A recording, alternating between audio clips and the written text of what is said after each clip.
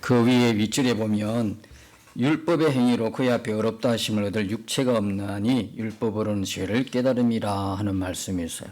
여기까지는 정말 어떤 소망도 품을 수 없는 가슴을 쪼여오는 긴박한 우리의 그 죄성, 죄됨. 근데 해결 방법은 없고 좀 갑갑한 1장 18절에서 20절까지 그렇게 쭉 재론의 죄의 문제를 다루고 있었죠. 참 답답했죠. 뭐 인간의 한계가 여실히 드러나는 부분이니까 죄의 근세 아래, 죄 아래 있다는 것은 뭡니까? 죄의 근세 아래 잡혀 있다는 것입니다. 죄의 근세 아래 잡혀 있으니까 태생부터 어떻게 죄인으로 태어나죠. 뭐 그들의 모습에 뭐 기대가 있겠어요? 뭐 소망이 있겠습니까? 그 모습들이 3장 이제 9절부터 쭉 이제 소개가 18절까지 소개가 되었죠. 그러니까 하는 것마다 죄예요. 하나님 보시기에 전부 다 죄를 짓고도 뭐 죄가 죄인지도 모르고 살았던 게 우리였단 말입니다. 그래서 더 이상 소망이 없어요. 다 율법 아래에 있고 죄 아래에 있고, 율법 아래에 있다는 것은 죄 아래에 있는 것이고 죄 아래에 있는 것은 심판 아래에 있다는 거예요. 여기에 무슨 소망이 있겠어요? 이 단어들 보면 참 절망적이죠. 근데 하나님께서 또 하나의 아래가 있어요. 로마서 6장에 보면 그때 비로소 나타나는데 은혜 아래라는 거예요. 은혜 아래. 여러분 저도 그렇고 여러분도 그렇고 계속 율법 아래, 죄 아래, 심판 아래 있었다면 소망이 없어요. 그냥 태어나자마자 그냥 죽으면 지옥이에요. 여러분 지옥 이야기를 여러분들이 자주 들으실 수 있어야 돼요. 요즘 사람들은 무슨 지옥이 있어? 이불로 부인하고 싶겠죠. 그죠? 듣기 싫은 거죠. 근데 여러분 천국은 있고 지옥은 있습니다. 분명히 있습니다. 분명히 있어요. 그러니까 하나님 말씀을 안 믿으니까 세상만 보고 가는 거예요. 내가 보는 것만 정확한 거예요. 우리가 보는 게 얼마나 허술한지 아십니까? 인간의 눈이 그렇게 밝고 뭐 내가 보는 게 다다 이야기하지만 뒤에 있는 건 모르잖아요. 바로 이게 얼마예요? 각도 얼마 돌리면 뭡니까 이 뒤가? 뒤에 무슨 일이 일어나는지 아무것도 모름에도 불구하고 내 눈이 정확하다는, 내가 보는 대로 다 판단하는, 내가 보는 게 옳은 거예요. 이게 얼마나 어리석습니까? 어리석냐고. 그러니까 세상 보니까 말씀은 안 믿고 세상 보니까 지옥이 없는 거거든. 세상은 점점 살기 좋아지는 것처럼 보이는 거거든. 허상입니다. 허상. 죄의 근세 아래 있는 자가 좋으면 얼마나 좋겠습니까? 그들 마음과 생각 속에서 그들 머릿속에서 나오는 게 얼마나 기발한 아이디어겠습니까? 뭐가 선한 것이 나오겠습니까? 그런데 자꾸 세상은 속이거든요. 인간에게 가능성을 보는 겁니다. 인간은 점점 발달하게 되고 발전하게 되고 더 좋은 세상이 오고 이런 식으로 합니다. 다 쏟고 사는 거예요. 하나님을 떠난 인간의 생각과 마음에는 아무리 기발한 아이디어라고 하지만 전부 다 죄의 근세 아래 놓여 있는 거죠. 소망이 없는 겁니다. 인간이 무슨 가능성이 있다고 인간을 기대하고 의지하겠습니까? 컴퓨터가 많이 발달해서, 인터넷이 발달해서 그러면 좋아진 게 뭐가 있습니까? 빠르기는 빠른다 하지만 더 좋은 게 뭐가 있겠어요? 더 좋아질 게 뭐가 있냐고. AI 시대에 이제 로봇가 다 인간의 직업을 다 이제 빼앗아서 일하겠지요? 더 좋아질 게 뭐가 있는데? 점점 어떻게 해요? 종말로 달려갈 수밖에 없는 거예요. 인간이라는 것도 하나의 도구가 될 수밖에 없는 거죠. 하나님을 떠난 그들의 그 생각이라는 게, 그들의 마음이라는 게 죄의 열매만 맺는 거예요. 소망이 없어요. 하나님을 마음의 주인으로 영접하니까 희망이고 소망이고 그게 우리의 영원한 생명이 되니까 거기서 나오는 생각이 맑고 밝고 건전하고 믿음적이고 소망적이 되는 거죠. 얼마나, 그러니까 20절까지는 가망이 없어요.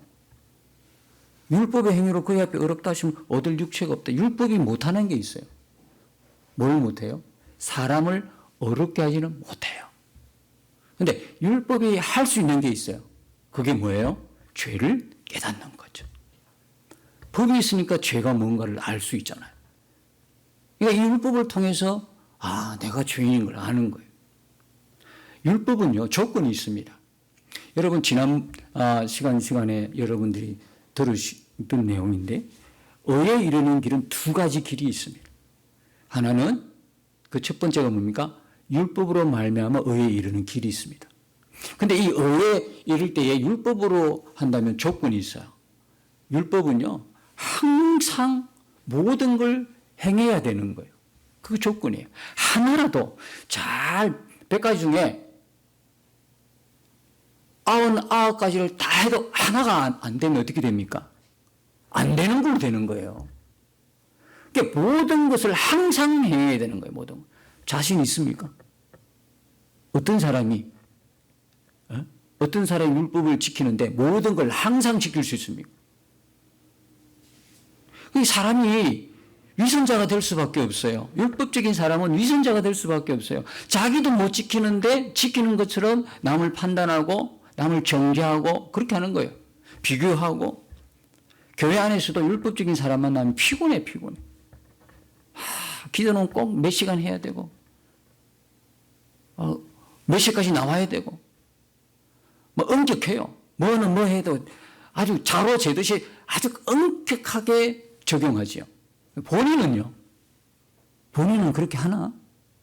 말씀은 하루에 몇 장씩 읽어야 되고 그걸 항상 꾸준하게 그냥 어느 한순간도 놓치지 않고 그렇게 해나가면 좋은데, 사람이라는 게 어떤 데 보면 하다가 낙심할 때도 있고, 그죠? 피곤할 때도 있잖아요. 여유가 없는 거예요. 율법적인 사람은 정죄하기 바쁘니까 판단하기 바쁘고, 나는 못하면서도 남은 해야 된다고 그렇게 압박을 가하면서, 그죠? 평가하기도 하고. 그런 사람 만나면 교회에서 피곤해. 얼마나 피곤한지 몰라. 중직자가 그런 사람 만나면 목회자가 아주 숨을 못 쉬어. 그죠? 그냥 새벽 기도는 꼭 5시 나와야 되고, 피곤해가 못 놓으면 그냥 완전 정죄고, 목사가 아니다 해서. 그러다가 자기가 빠지면. 가끔 하나님은 너무 좀 좋으신 분 같아요. 자꾸 율법적으로 정죄하고 막 하다 보면 본인을 병석에 눕혀놔. 너무 그래버리니까. 그죠? 그러면 어떻게 할 거야?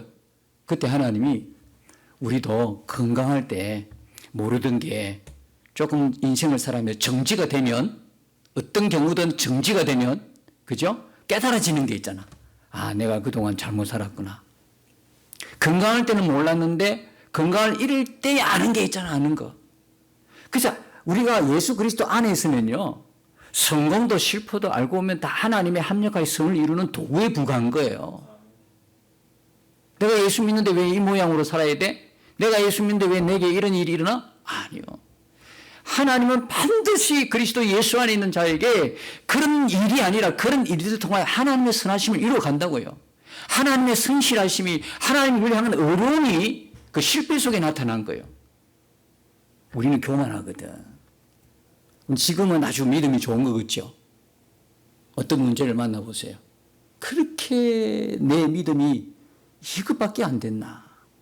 나 자신을 돌이켜보는 시간이 하나님 필요하시니까 주신다 말이에요.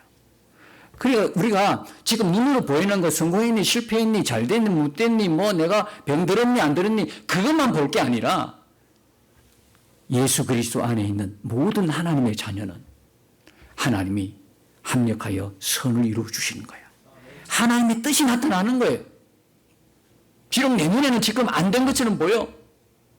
내 눈에는 어찌 이런 일이, 하지만 내가 진짜 예수 그리스도 안에 있다면 하나님은 그 모든 것을 결국 승리하게 하시고 그 모든 것의 아버지의 뜻이 이루어지도록, 그래서 나중에 우리의 입술을 통해서 신실하신 하나님을 찬양할 수밖에 없게 만드시는 분이에요. 지금 우리가 보이는 대로 판단해서는 안 되는 거예요. 교만하면 하나님이 낮추시기도 하고, 낮아지시면 높이시기도 하고, 있다가도 없게 하시고, 없다가도 있게 하시고, 건강 잃어버리면 건강할 때 미처 모르는 걸 깨닫게 하시고, 건강하면 겸손해서 다 그냥 주의 뜻을 이루도록 믿음으로 살아가도록 만드시고, 걱정하지 마세요. 두려워하지 맙시다. 하나님은 우리가 생각하는 만큼 그렇게 허술하지 않으셔. 그분 완벽하신 분이거든. 완벽한데 사랑이 많으신 분이거든. 오래 참으시고 인자하신 분이거든. 긍휼이 많으신 분이거든. 그분의 능력은 무한하다는 거 이미 우리가 알고 있잖아요. 지금도 막 천하 만물이 이렇게 움직여. 한순간 하나님이 깜빡하고 잊어버리시면 우리들처럼 깜빡하면은요, 우리 다 죽고 없어요. 3분만 깜빡하시면 이 지구상에 존재할 사람이 한 사람도 없어. 수많은 별들이 하나도 부딪히지 않고 운행되고, 바다는 바다에 머물고 땅에 머물고 그대로 균형을 유지할 수 있는 하나님이 다 끌고 가시는 거예요. 매 순간마다 매 초마다 하나님의 손길이 없는 순간이 없어요. 하나님의 은혜가 딱 멈추는 순간 다 멸절하고 없지요. 그러니까 여러분, 하나님의 능력은 우리가 생각한 만큼 그렇게 우리만큼 그렇지 않아. 인생의 어떤 문제를 만나서도 결코 두려워하지 맙시다. 염려하지 말고 걱정하지 맙시다. 손에 좀 보면 또 그걸로 털고 일어나십시다. 하나님은 더 큰 유익을 또 주시니까. 지금 여기 손해봤다고 누구한테 쏘가가지고 뭐 어떻게 했다고 여기 그냥 그거로만 마음 가득 채워가 예배도 못 드리고 기도도 안 되고 그래가 눌러 있는 것보다 신실하신 하나님이 내게 주신 유익은 더 크거든요. 그 큰 하나님을 바라보고 갑시다. 예, 작은 세상에 막 끼리끼리 뭉쳐가지고 네가 잘났니 내가 잘났니 우리끼리만 보고 막 실망하고 낙심하고 막 주저앉고 이러지 말고 눈을 들어서 하늘을 보면서, 우리 세상 살아갈 때 하루를 살아가는데도 하늘 보는 시간이 별로 없는 것 같아. 계속 땅만 보는 것 같아. 하늘은 더 넓고 더 위대하고 웅장하거든요. 그 하늘을 바라보면서 주님을 바라보면서 갑시다. 하나님은 나를 더 크게 하실 줄로 믿습니다. 하나님은 모든 것을 합력하여 선을 이루시는 하나님을 믿고 능력의 하나님을 믿고 오늘에 머물지 말고 내일로 전진합시다. 그래서 20절에 보면 소망이 더 없어요. 예, 뭘 행함으로 안 됩니다. 행함으로는 다 죽어 다 없어요. 근데 의에 이르는 두 가지 방법이 뭡니까? 그 중에 하나가 믿음으로 말미암아 의에 이르잖아요. 율법으로는 안 되잖아요. 그래서 우리가 21절을 보면서 강조해야 되는 거예요.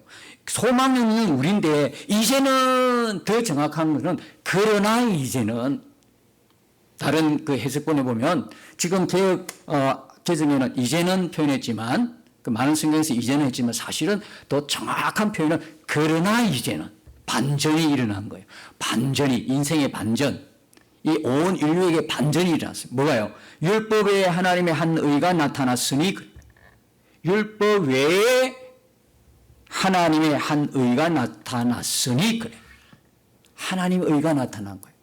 하나님의 의를 우리에게 주심으로 말미암아 우리가 의에 이르는 길을 하나님이 행해 주신 거예요. 자, 로마서 1장 17절을 보면 뭐가 나타나요? 이 하나님의 의가 나타난 것이 뭐라 그래요? 복음이라 그러잖아요. 복음에는 하나님의 의가 나타났으니 그렇게 똑같이 말씀하거든요. 그래서 이 말씀을 바꿔보면 이제는 율법 외에 복음이 나타났다 이야기입니다. 이해 가시죠? 우리로서는 안 돼. 우리로서 하나님의 구원에 이르지 못해요. 인간의 어떤 노력과 인간의 행함으로는 안 돼. 여전히 지금도 교회 나오면서도 이런 착각한 사람이 상당수 많아요. 내가 교회 예배드림으로, 내가 교회 중직을 맡았으므로, 내가 교회에 열심히 있으므로, 내가 뭘 했으므로, 내가 이런 사람이므로, 내가 목사요 장로요 이렇기 때문에 당연히 구원받는 줄 알고 있어요. 그리고 그렇게 교회에 나와가지고 그렇게 열심히 봉사하고 충성하면 구원에 이르는 줄 알고 있어요. 야, 이게 소위 말하는 자기의란 말입니다. 자기. 하나님의 일을 한다고 하면서도 내 의로 하는 걸 상당수 많습니다. 자기 의로는 구원에 절대 이르지 못합니다. 하나님의 의로만 우리가 구원을 받는 것입니다.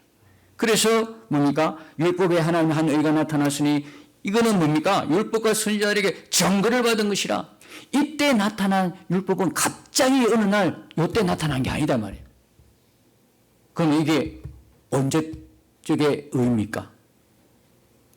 율법과 선지자들에게 증거받은 것이라네. 그럼 율법과 선지자는 뭐를 이야기한다고 그랬죠? 구약 성경을 이야기하는 거예요. 구약 성경에 미리 하나님이 우리에게 해주신 약속이 뭐냐면 하나님의 의다 이 말입니다.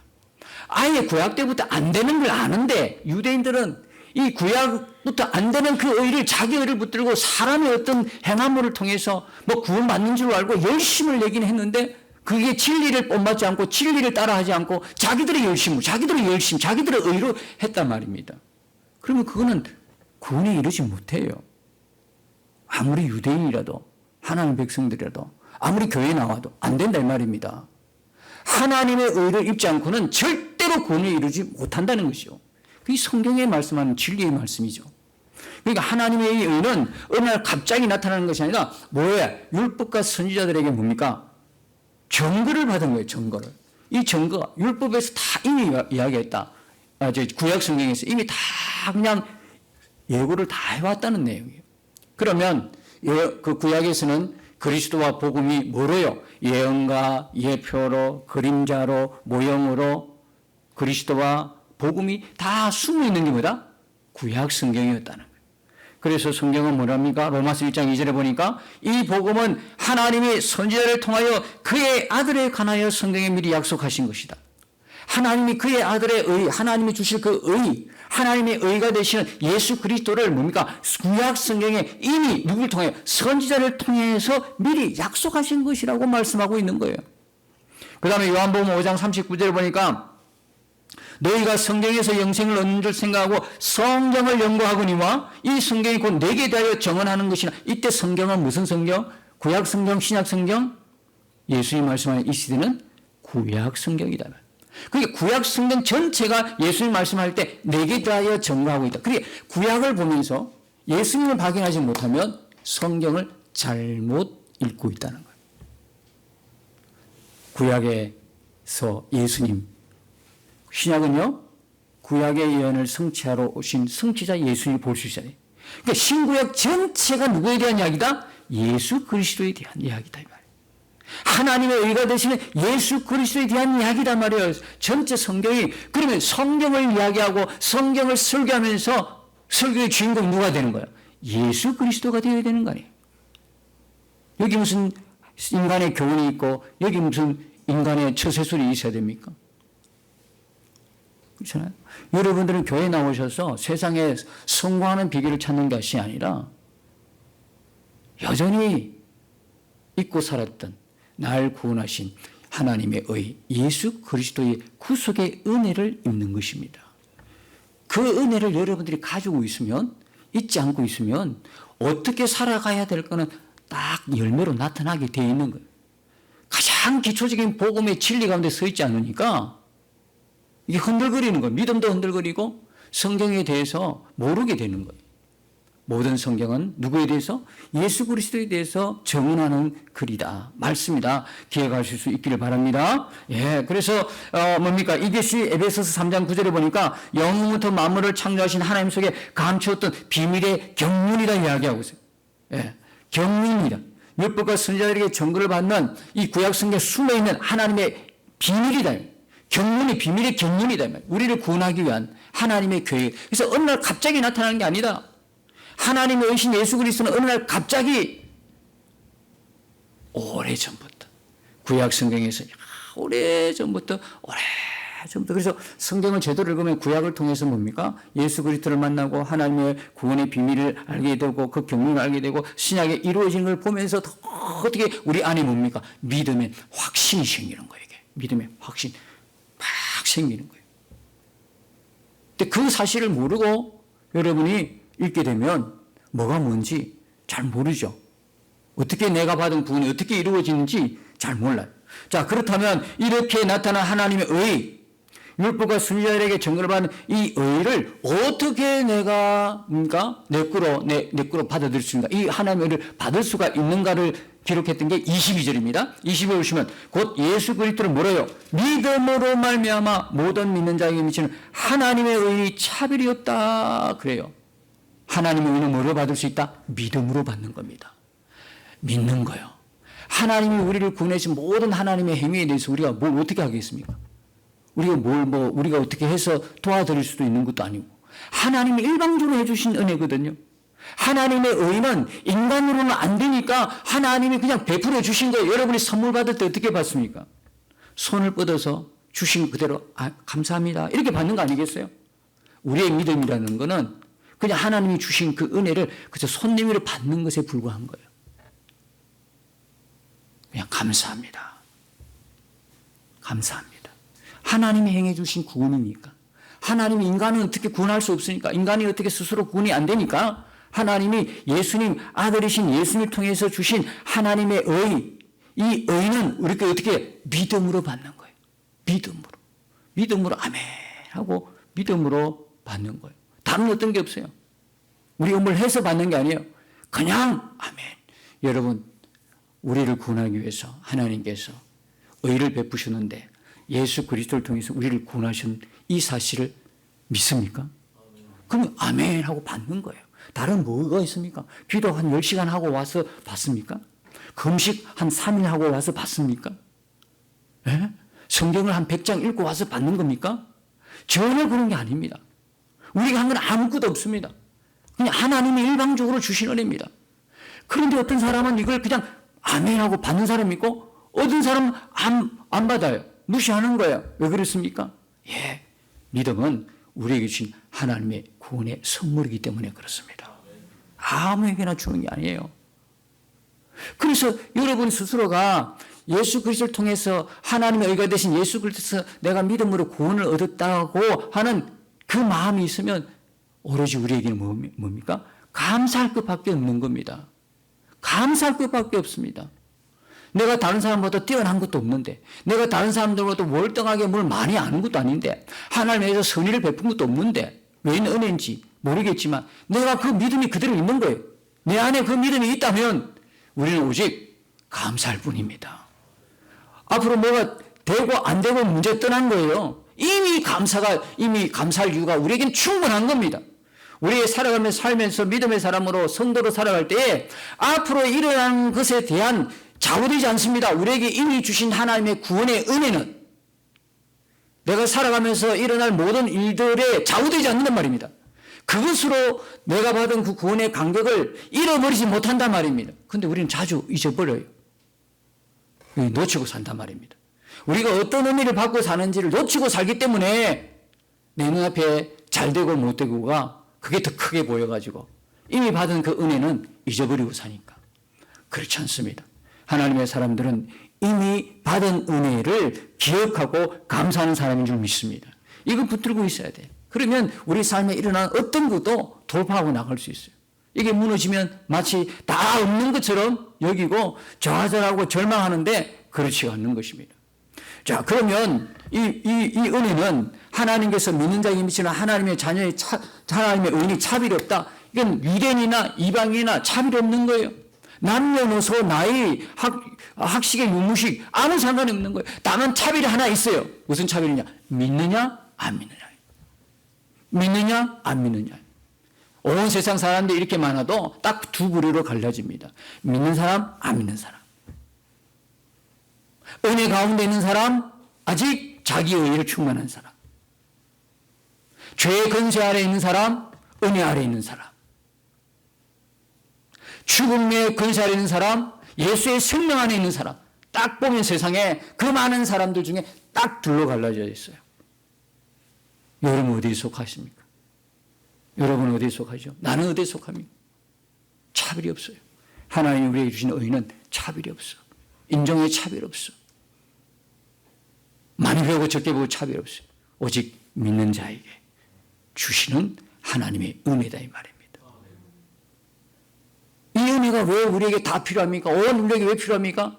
그 답을 23절에서 해주고 있습니다.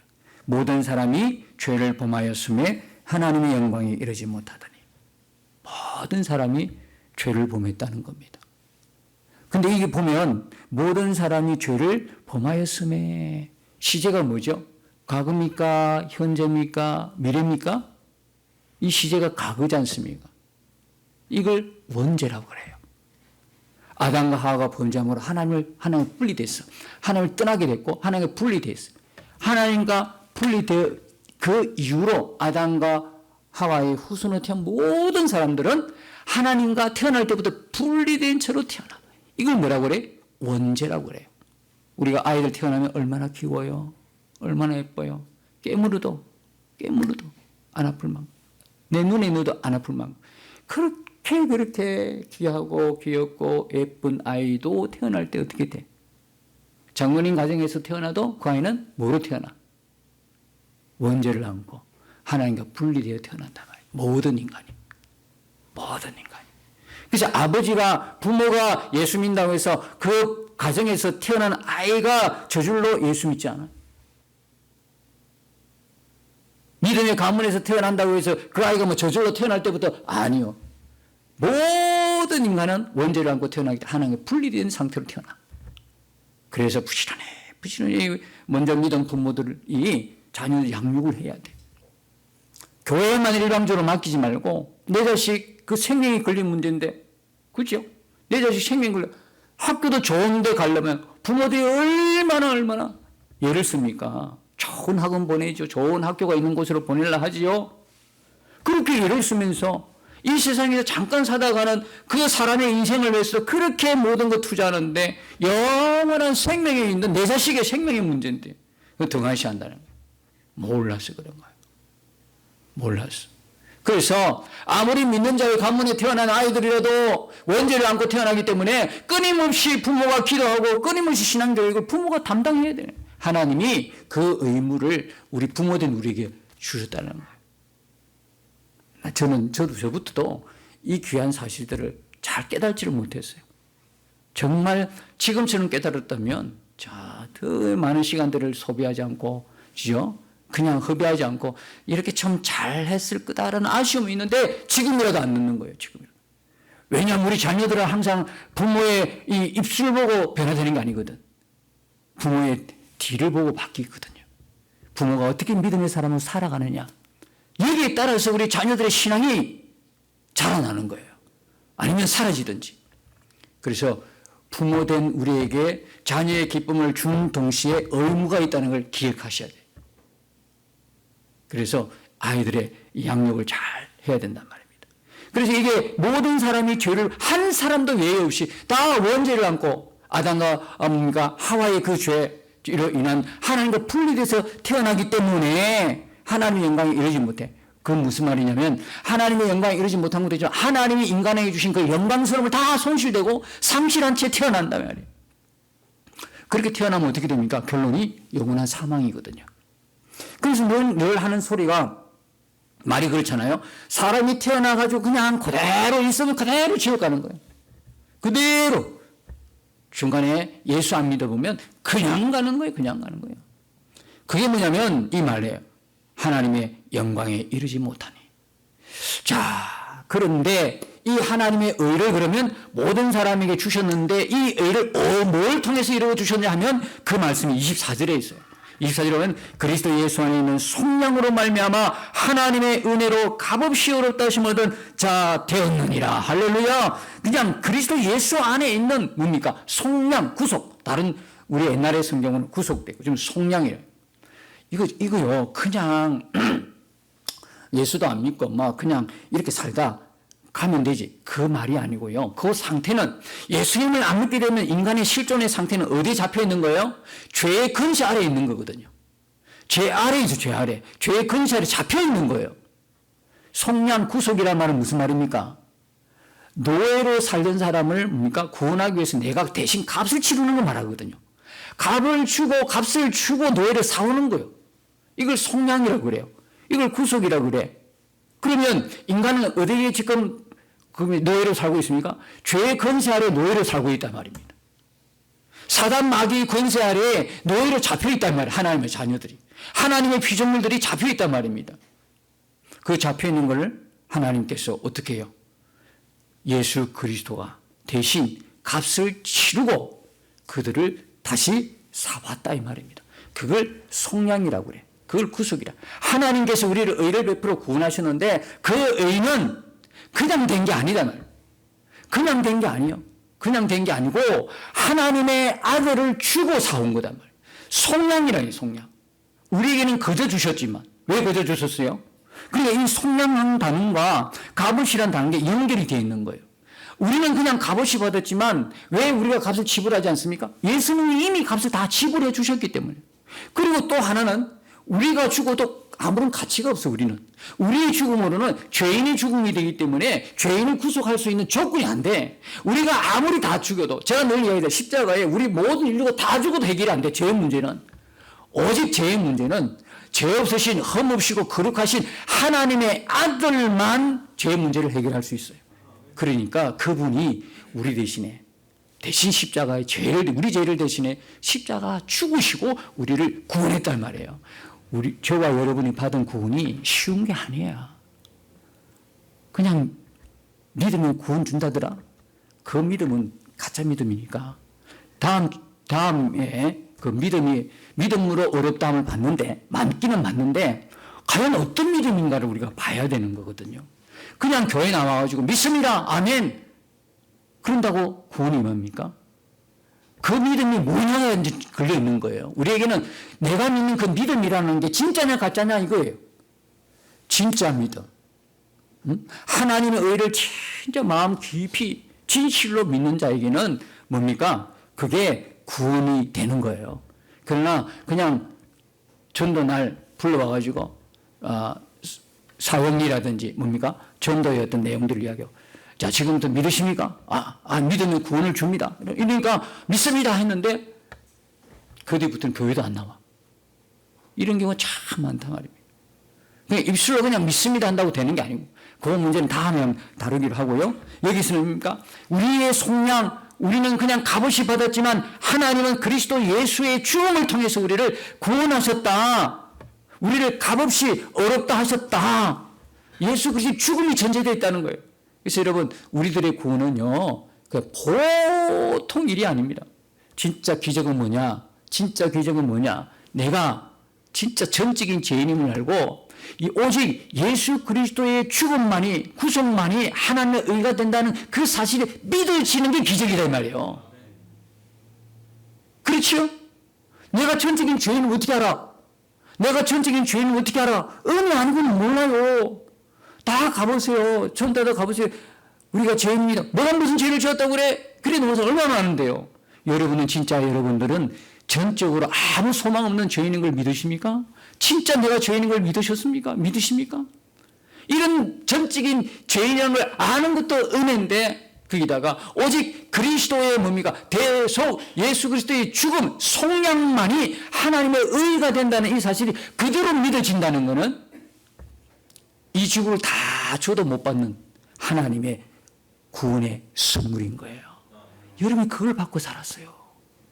저와 여러분이 지금 그걸 받고 있다고요. 그런데 우리는 뭐 조금 없는 것 때문에 얼마나 기죽고 사는지 항상 남하고 비교해. 제 가정은 참 행복하겠다. 돈도 많고 좋은 차에다가. 그러면 그 가족끼리 외식 나가고 야 좋겠다. 좋기는 그 옆에 살아봐요. 밖에 나갈 때는 온 가족이 하하 웃으며 나가요. 그 옆에 사는 사람은 매일 싸우는 집안을 보게 되는 거예요. 매일 싸워, 매일 아이들 어렵게 힘들게 하고 뭐. 밖에 나올 때는 멀쩡하게 놀아요. 부럽습니까? 돈 많은 게 부럽습니까? 좋은 차 몰고 가는 게 부럽습니까? 알고 보면요. 여러분들이 정말 부러운 사람들이에요. 예수 그리스도의 피. 그분 누굽니까? 하나님의 피가 여러분들에게 있어요. 하나님의 피요. 모든 걸 다 줘도 받지 못할 그 귀한 선물을 여러분은 그냥 받고 사셔요. 이게 믿어지면 안 미치고 정상으로 살아갈 수 있겠어요? 이게 진짜 믿으면 미쳐요. 어디에 미쳐요? 세상에 미치는 것이 아니라 예수에 미쳐요. 그러니까 입술 열어가지고 내가 받은 이 은혜를 전하기 바쁜 거예요, 이게. 이게 전도야. 요한복음 6장에 보니까 뭐라 그래요? 어떻게 해야 하나님의 일을 할 수 있습니까? 물었어요. 예수님이 뭐라 그래요? 하나님이 보내신 자를 믿는 것이 하나님의 일이다 그랬어요. 하나님의 일이 우선이 아니에요. 믿는 게 우선이에요. 그렇죠? 믿는 게 우선이라고요. 여러분들은 이 믿음을 가졌어요. 최고의 선물을 여러분들이 지금 받고 사는 거예요. 내가 얼마나 하나님 앞에 귀한 존재라는 거 여러분 아시길 바라요. 그래서 여러분 세상 살아갈 동안 기죽지 마시고 뭐 어떤 문제 앞에 생겼다고 해서 두려워하지 마시고 떨지 마시고 하나님께서 나를 이렇게 하나님의 그 예수 그리스도를 통해서 그 믿음을 통해서 나에게 주신 그 귀한 구원의 선물 마음에 늘 간직하면서 감사하고 기뻐하고 문제를 만났어도 당당하게 주님 앞에 기도하면서 그렇죠? 믿음을 선포하면서 한 발 한 발 가다 보면 어느 날 주님이 오시든지 나를 부르시든지 주의 품에 그 따뜻한 품에 안아주실 그날이 온다 이 말입니다. 그날까지 우리 서로 격려하고 말씀으로 진리로 다독으면서 서로 위로하면서 끝까지 우리 모두 한결같은 마음으로 주님을 사랑하는 그 마음으로 끝까지 믿음의 승리의 길을 다 걸어가시기를 예수님 이름으로 축복합니다. 날마다 믿음으로 나